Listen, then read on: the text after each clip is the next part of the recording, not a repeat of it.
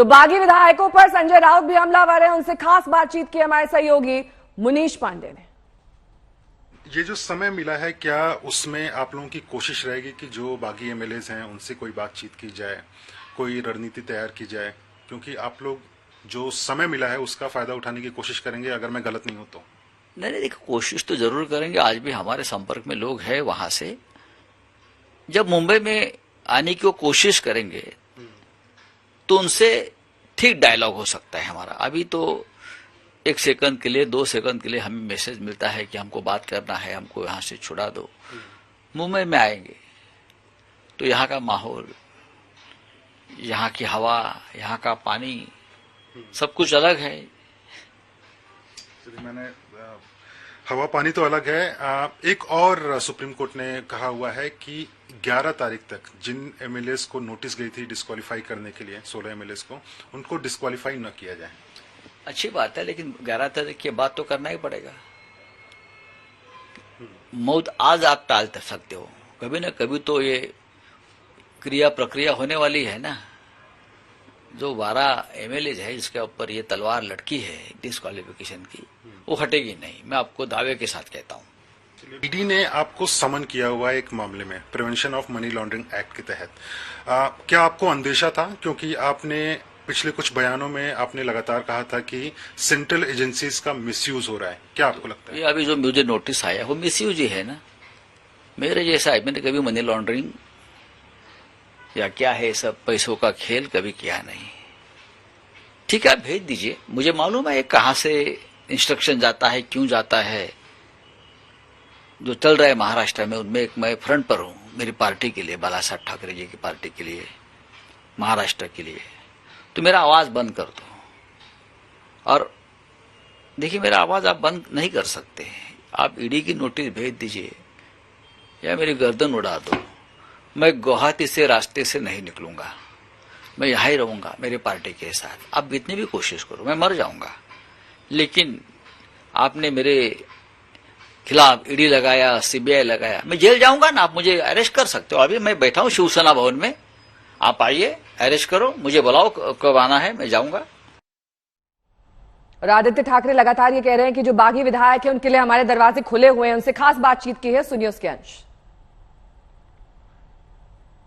सत्ता का क्या होगा? सरकार बचेगी, सब लोग यही जानना चाहते हैं। हम जीतेंगे, लेकिन ये लोकशाही के जो खिलाफ चल रहा है, ये आप देख रहे हो, ये तो सर्कस बन गया है पूरा। जो भगा के लेके गए हैं, कैसे गए हैं पता नहीं। उद्धव जी के मन में इस वक्त क्या चल रहा है? मुझे लगता है उनके मन में यही है कि लोगों की सेवा कैसे करते रहे। दूसरी चीज, जो भगा के लेके गए हैं, उनको मैं यही कह रहा हूँ, क्योंकि ये 15-16 लोग हमारे संपर्क में हैं। उन्होंने कहा कि जैसे मुंबई में उनका आना होगा साथ में रहेंगे। पलटेगी जब वो मुंबई में आएंगे। बिल्कुल, क्योंकि यही बात है कि उनको सेना में रहना है। जो जैसे नहीं रहना है, वो गट तो बना नहीं सकते। उनको एक तो डिस्क्वालीफाई होना है या फिर भाजपा में या कहीं जाना है, तो वो उनकी बात हुई। लेकिन जो भी आना चाहते हैं उनके लिए दरवाजे खुले हैं। चलिए, बहुत बहुत शुक्रिया सर।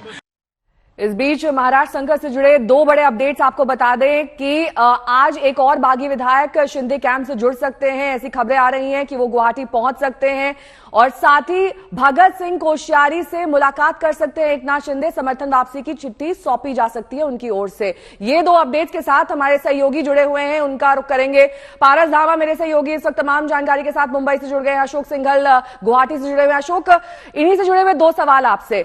कब तक एकनाथ शिंदे की मुलाकात राज्यपाल से हो सकती है, आज या कल में?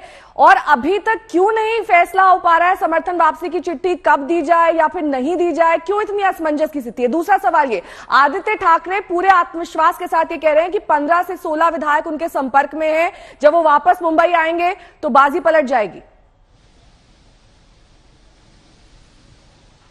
देखिए, उनको लगता है, क्योंकि संजय राउत भी या शिवसेना की तरफ से यही आरोप लगाए गए हैं कि जो विधायक गुवाहाटी में एकनाथ शिंदे के साथ बैठे हैं, उनमें से ऐसे बहुत से विधायक हैं जिन पे ईडी का दबाव है, उसी के चलते वहां पे गए हैं।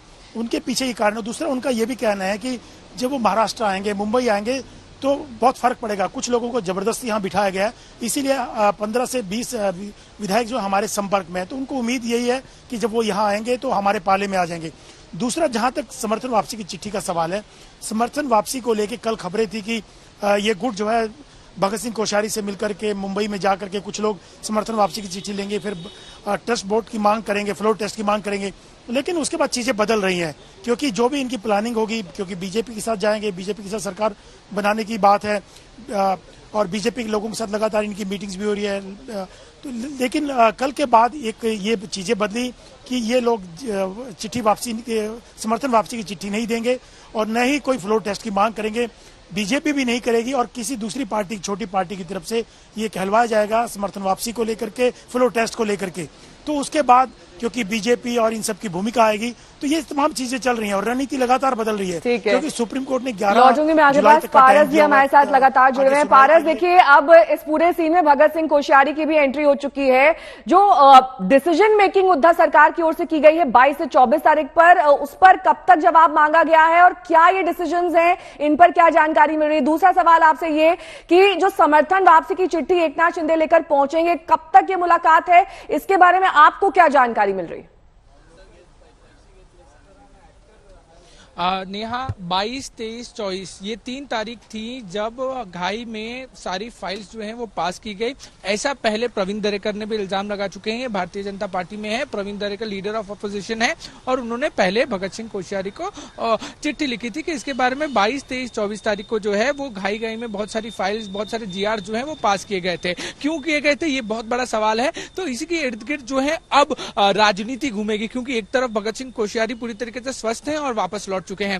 फ्लोर पे कब वोटिंग होगी, ये बहुत बड़ा सवाल है, क्योंकि एक तरफ भारतीय जनता पार्टी कह रही है कि वो मांग नहीं करेगी, एक तरफ शिंदे कैंप भी कह चुका है कि हम मांग नहीं करेंगे, तो कौन मांग करेगा। उस तरीके से अगर हम बात करें इन 3 तारीखों की, तो ये बेहद महत्वपूर्ण हो जाती है कि क्या ऐसा था, क्या ऐसे जीआर पास करने थे जिसमें इतनी ज्यादा जल्दबाजी की गई। तो ये सबसे बड़ा सवाल जो है वो उभर के सामने आ रहा है कि उद्धव सरकार द्वारा इन 3 तारीख को जो फाइल दी गई थी, जो पास की गई थी, वो इतनी ज्यादा जरूरी क्यों थी। ठीक है, बहुत बहुत शुक्रिया आप दोनों का इस तमाम जानकारी के लिए।